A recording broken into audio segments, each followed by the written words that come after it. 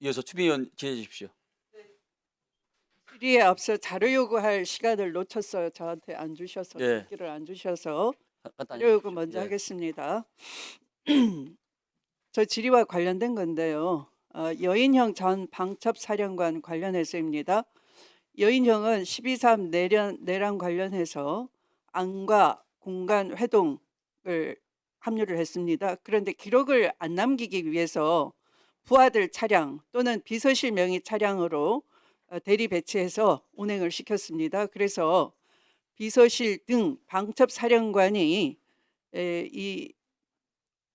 사용한 비밀 차량 배차 운행 일지를 제출해 주시기 바랍니다. 또 여인형은 내란 회동 등과 관련해서 비용을 지불했다고 합니다. 여인형 방첩사령관 시절 사용한 수억 원대의 지휘 활동비와 국정원 특활비 사용 내역을 제출해 주시기 바랍니다.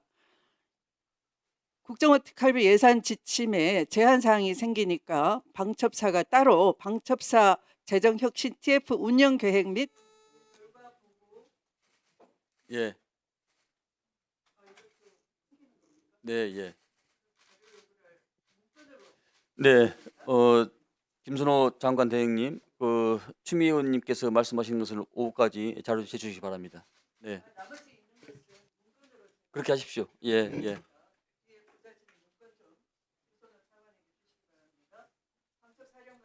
박종근 증인 나오십시오.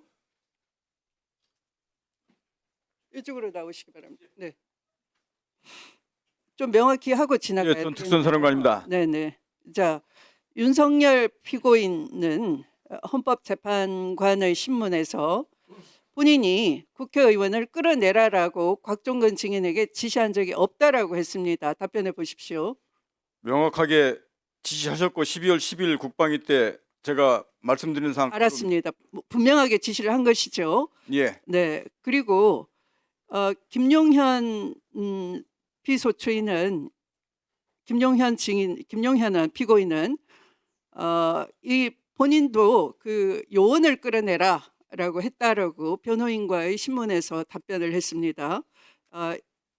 그런데 증인은 이 국방위에서 앞에 이렇게 말했습니다. 190명이 아직 다 찾는지 확인이 안 된다라고 윤석열 피고인이 얘기하면서 정족수가 차기 전에 끌어내라라고 얘기를 해서 설령 당시에 그 발언 단어를 요원 또는 인원이라 표현했다 하더라도 앞뒤 맥락상 보면 국회의원만이 그 본회의장 안에 있었지 국회의원 외에 표적물이 따로 있었습니까? 작전팀이 들어가 있었습니까? 들어가 있지 의원이나 다른 인원이 들어가 있었습니까? 그렇지 않습니다. 분명히 말해 보십시오. 제가 12월 10일 국방위에서 한 말씀을 정확하게 다시 말씀드리겠습니다. 대통령께서 저한테 직접 비화폰으로 전화하셨다고 분명히 말씀드렸고 그때 아직 의결 정족수가 채워지지 않은 것 같다. 빨리 국회 문을 부수고 들어가서 안에 있는 인원들을 밖으로 끄집어내라 라고 지시를 받았다고 말씀을 드렸습니다.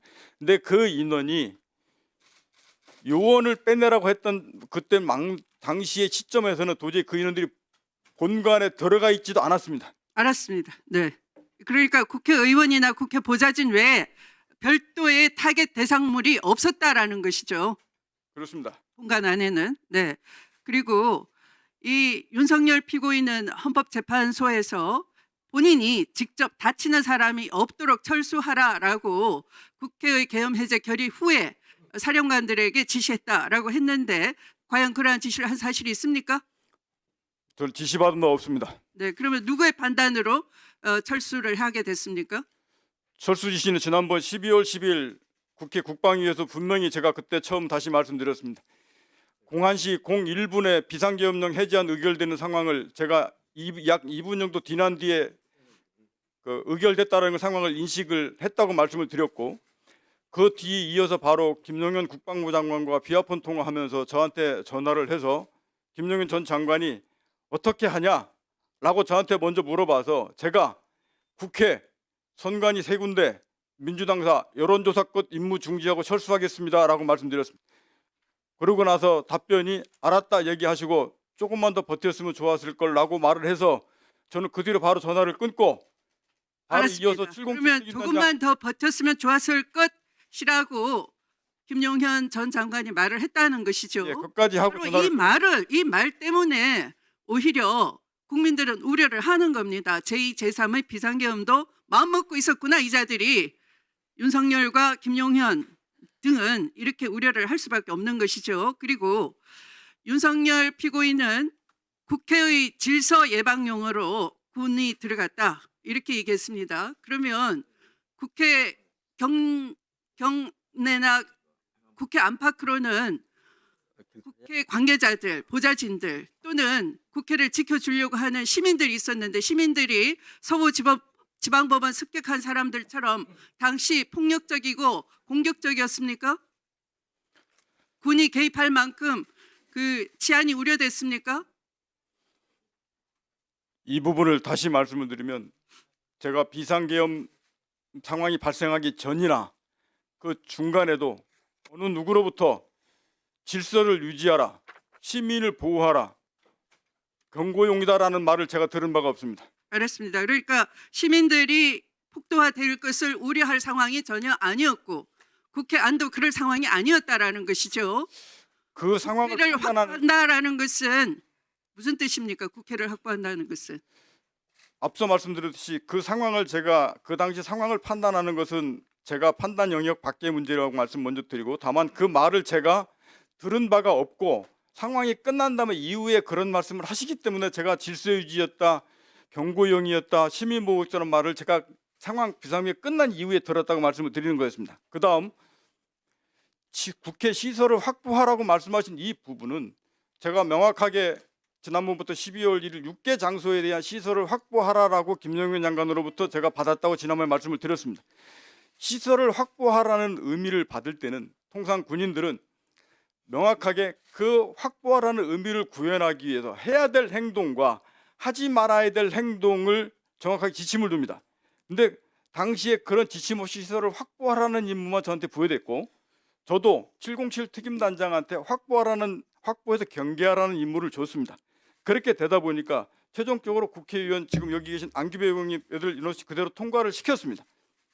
그 결과로 나타났는데 그 결과론적인 것을 거꾸로 다시 맨 앞으로 뒤집어서 국회의원을 잡지 말랬다는 말이 거꾸로 나오고 있습니다. 그건 명백히 잘못된 겁니다.